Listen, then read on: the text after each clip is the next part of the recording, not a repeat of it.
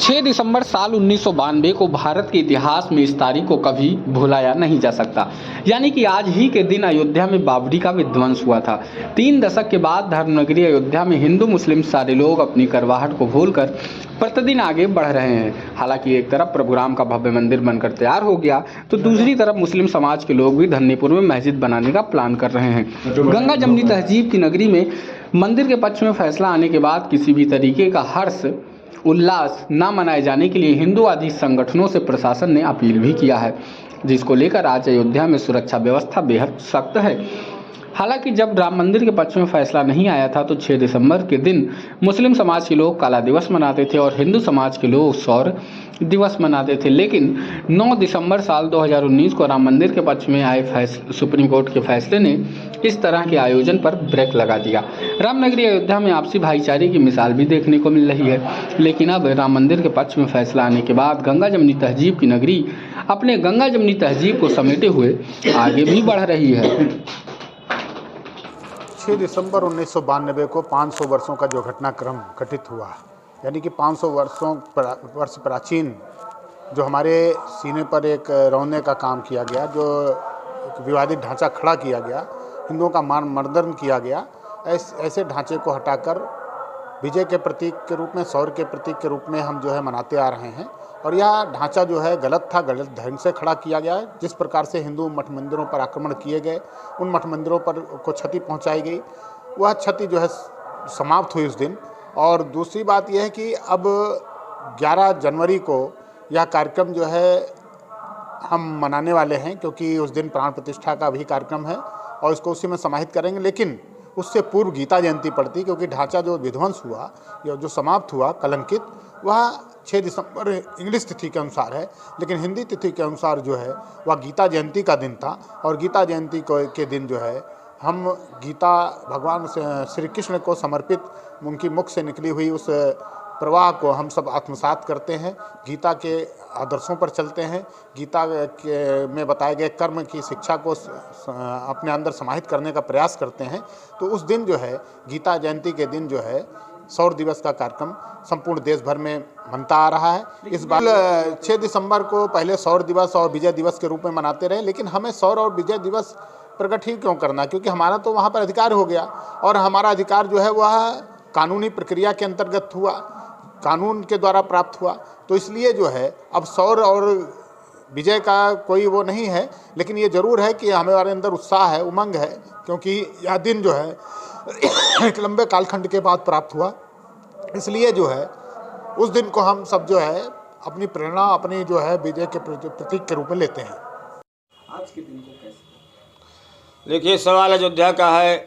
अयोध्या में बाबरी मस्जिद का है, राम जन्मभूमि का है। 9 नवंबर को सुप्रीम कोर्ट ने फैसला किया और पूरे देश के मुसलमानों ने कोर्ट का सम्मान किया। बहुत से लोग आज का दिन लोगों के लिए सौर दिवस का भी रहा और काला दिवस भी का रहा, लेकिन ये सब चीज़ें जो है अब समाप्त हो चुकी हैं और हिंदू मुसलमानों के बीच में सौहार्द है। कोई न यहाँ कोई लड़ाई है, न कोई झगड़ा है, यहाँ तो शांति का माहौल है। क्योंकि जहाँ शांति का माहौल होता है, अयोध्या की धरती है, ये जो है ये पूज्य नगरी है हिंदुओं के लिए, मुसलमानों के लिए, सभी धर्मों के लिए। ये अयोध्या के देवी देवता सभी को ये एक सम्मान देते हैं और सभी को आशीर्वाद देते हैं। तो अयोध्या में जो कुछ भी हो रहा है सब बेहतर ही हो रहा है। सुप्रीम कोर्ट का फैसला आया, मंदिर बन के जो है तैयार है, पूजा पाठ हो रहा है, मुसलमानों का कोई विरोध नहीं। कुछ लोग जो है जो काम ये करते थे उन्होंने अपना काम बंद कर दिया है। अब ये सब चीज़ें होना भी नहीं चाहिए, क्योंकि जो कुछ होना था वो कोर्ट के माध्यम से हो चुका है। पूरा देश के मुसलमान उसका सम्मान कर चुके हैं। अब हम ये चाहते हैं कि अयोध्या की धरती में हिंदू और मुसलमानों का भाईचारा होना चाहिए, सभी धर्मों का सम्मान होना चाहिए। देखिए, वो बहुत शुभ दिन रहा। शुभ दिन के जो काम होते हैं पूर्ण होते हैं। बहुत कुछ कठिनाइयाँ आई गिरने के बाद में, फिर भी वहाँ पर रामलला का मंदिर बन गया और साथ साथ उनके बनने के बाद वहाँ पर रामलला विराजमान हो गए। तो 6 दिसंबर की जो घटना हुई तो ऐतिहासिक घटना है और उसको भूला नहीं जा सकता है। सौर दिवस के रूप में हिंदू मनाते हैं, गम दिवस के रूप में मुसलमान मनाते हैं और अपने अपने ढंग से उसको उत्सव मनाया गया जाता है। लेकिन विजय चूँकि कोर्ट से हुई, कोर्ट के विजय के कारण से हिंदुओं में अपार उत्साह आया और उस अपार उत्साह के साथ साथ ये जो मंदिर है वो बन के तैयार हो गया है। तो ऐसी स्थिति में वहाँ प्राण प्रतिष्ठा भी हो गई, सब कुछ हो गया। इसलिए 6 दिसंबर की जो घटना हुई ऐतिहासिक है और वही 6 दिसंबर की देन है कि आज वहाँ पर विजय मिली और कोर्ट ने राम मंदिर बनाने के लिए आदेश दिया, जिससे राम मंदिर बन के तैयार हुआ। रामलला का प्राण प्रतिष्ठा भी हो गई। लेकिन है अब मनाने की जरूरत अब ज़रूरत नहीं है न गम दिवस मनाने के और न शौच दिवस के। जब वो ढांचा गिर गया था उसके बाद लोगों की आशा मुसलमानों की थी कि कोर्ट से हो सकता हमारे पक्ष में हो, और हिंदुओं के रहा कि नहीं हमारे पक्ष में हो।